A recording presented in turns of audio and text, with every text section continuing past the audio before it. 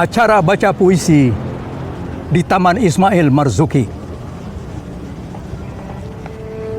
Di ujung tahun 88, hari Jumat 23 Desember malam, 12 orang ibu-ibu baca puisi. Dulu nama tempatnya Kebun Binatang Cikini, kini berubah menjadi Taman Ismail Marzuki. Bersama para bapak Anda, Ananda dan kaum muda, mereka memperingati Hari Pemuda.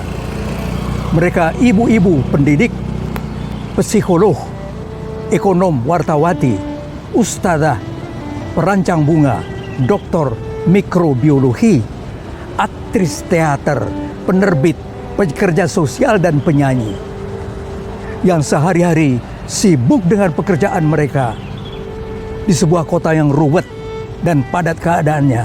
Tapi mereka menyisihkan waktu untuk Hari Ibu dan memperingati dengan bersama baca puisi di teater utama yang hampir penuh semua kursinya.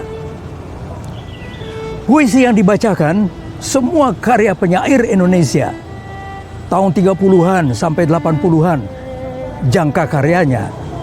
Ada yang mengenai perempuan miskin, penumbuk padi, ada puisi tentang perempuan-perempuan perkasa, ada puisi tentang ikhlasnya hati ibu-ibu guru, ada puisi Nina Bobo untuk si kecil sindur mata yang tidur bersama Rama-Rama, ada puisi kasih sayang pada anak sibiran tulang, ada pula puisi yang meratapi ibu yang selamanya pergi. Kemudian adalah puisi berjudul Nyanyian Para Babu yang dimuat dalam buku program malam itu. Istilah babu itu memang kurang enak bagi perasaan dan kini diganti dan dimanis-maniskan. Tapi apakah sudah betul sikap itu berganti atau cuma dimanis-maniskan? Ini memang puisi protes bagi perlakuan terhadap sebagian besar kaum perempuan yang bekerja belasan jam sehari sebagai pembantu, tak pernah sempat bersatu dalam organisasi Dharma Babu atau memakai hak berserikat dalam kumpulan Dharma Pembantu, terlewat oleh mata undang-undang, tersisih di peraturan perburuhan di sebuah negeri yang telah memerdekakan diri sendiri. Simaklah kata penyair pembela babu ini. Kami adalah sisa-sisa penghabisan dari zaman perbudakan, perkembangan kemudian dari budak belian yang terlempar di abad ini dan dilupakan. Tertusuk ujung jantung oleh puisi penyair Hartoyo Andang Jaya ini. Ditulisnya sekitar seperempat abad yang lalu. Gemanya begitu keras di gendang telingaku. Darah pucuk aortaku menitik ke lantai teater utama. Habis telak aku disindir puisi Hartoyo Andang Jaya. Sebelum keadaan rumah orang lain aku cerca, aku jadi malu. Aku jadi malu pada perlakuan di rumahku sendiri. Aku malu. Demikianlah semua puisi yang dibacakan adalah dalam semangat menghargai para ibu yang telah mengandung, melahirkan dan membesarkan kita semua. Kemudian tampillah di depan mic lagi seorang ibu. Sehari-hari kerjanya di laboratorium mikrobiologi. Cantik dan anggun dia, panjang gaunnya, terpilih mewakili negerinya untuk pengembaraan di ruang angkasa.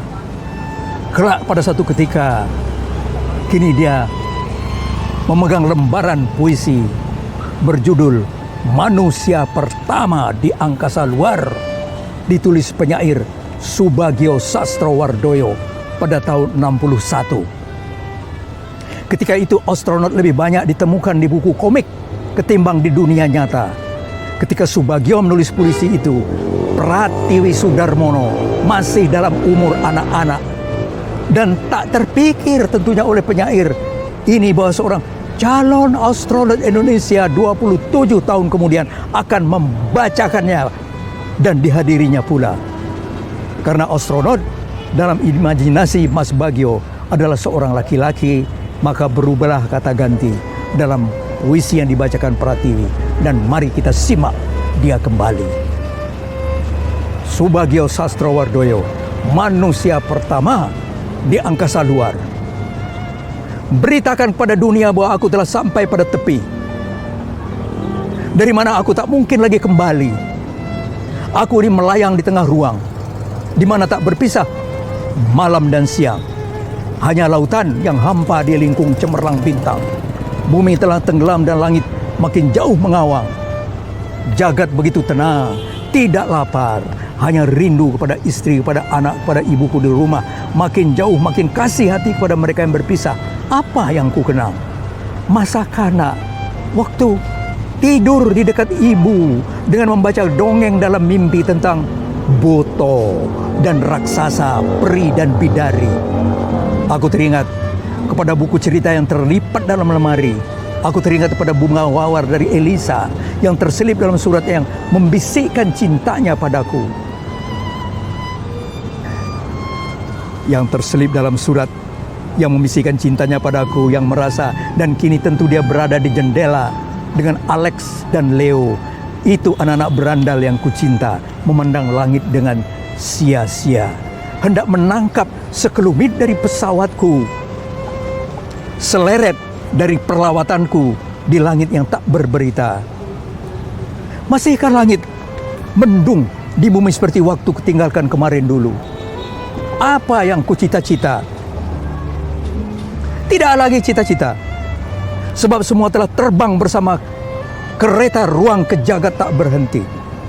Tapi ada barangkali, beri aku satu kata puisi daripada 1000 rumus ilmu yang penuh janji, yang menyebabkan aku terlontar kini jauh dari bumi yang kukasih.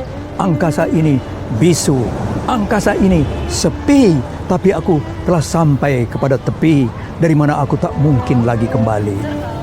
Ciumku pada istriku, kepada anak dan ibuku, dan salam kepada mereka yang kepadaku mengenal. Jagat begitu dalam, jagat begitu diam. Aku makin jauh dari bumi yang kukasih. Hati makin sepi, makin geburuh. Bunda, jangan biarkan aku sendiri. Demikianlah Pratiwi baca puisi dengan penuh perasaan. Dia hayati manusia yang mengembara di angkasa, karena dia sudah lalui beratnya latihan itu semua.